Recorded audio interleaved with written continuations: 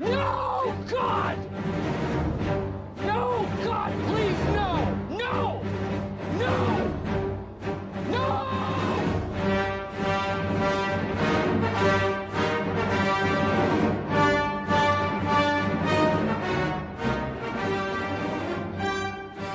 Hello everyone, this is WoW ASG with a quick video on how to Vampire Death Star 2.0. The recent patch allowed me to make several improvements to the original Death Star, so I'm here to show you that today.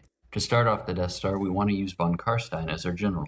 Von Karstein is still definitely one of the strongest generals in the game, with his access to a huge variety of spells and his ability to increase your magic reserve. Next, you're going to want to put von Karstein on a Barded Nightmare. This will increase your general's speed and allow him to keep up with the Death Star. The next step is to add a Necromancer hero to your army. In the patch, all healing effects were buffed by about 100%, making your Necromancer's healing twice as effective.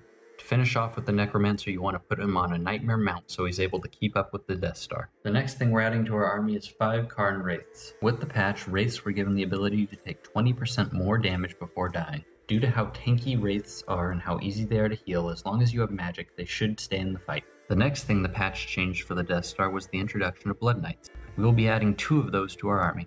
Blood Knights are an extremely powerful but expensive cavalry unit on par with Demigryph Knights. They outshine Demigryph Knights because your ability to use your Necromancer and your General to heal them. Blood Knights are my personal favorite change to the Death Star. Next, we're adding 2 Cryptors to the army. Cryptors shine the most because they're monstrous creatures that are able to push other infantry aside, allowing your Death Star to move freely. With your last 500 points by 3 zombie units, they're going to play a crucial part in the Death Star strategy, because an interesting thing happens when you combine a Wraith and a zombie. I'll show you what I mean later. Now unfortunately, we're left with 50 unspent points. I suggest you just give one of your Cryptors a single rank. This concludes all the units in the Death Star. Next, I'll go into a game and show you how all these pieces form a much more efficient and effective Death Star.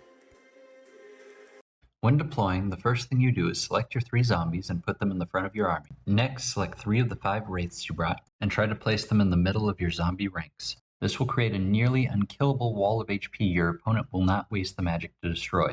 Finally, lock them in formation using Ctrl+G, completing step 1. Next, we'll begin arranging units in the new Death Star. First, take your 2 Cryptors, place them together and slightly overlap them in the middle. Do it with Alt plus left click. Next, select one of your Blood Knight units and use it to completely cover your Cryptors. Now, select your 2 remaining Karn Wraiths and put them on both sides of the formation so they cover up the majority of the units. Then select von Karstein and the Necromancer and place them dead center of the Death Star. Finally, lock the Death Star in formation with Ctrl-G. This completes the second and largest part of the deployment. Lastly, take your final Blood Knight, leave him ungrouped, and ready to support the rest of your army. This concludes deployment. During the battle, attempt to initiate combat with the Wraiths and Zombies. The Wraith Wall is so damage resistant it will generally make it through an entire battle with only minimal micro. This allows you to tie up a huge portion of your enemy's army while using your Death Star to freely target your enemy's elite units. In this strategy, the Death Star is used to kill the biggest threats on the battlefield first. Things like artillery, generals, heroes, etc. The Death Star is immediately sent to go take it out.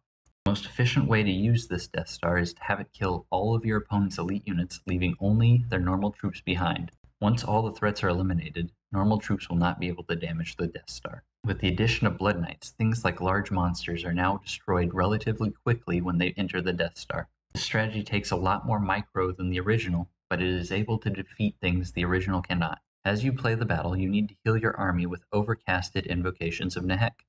To overcast the spell, you need to click the spell twice. This was WoW ASG. If you enjoyed that video, please like or subscribe.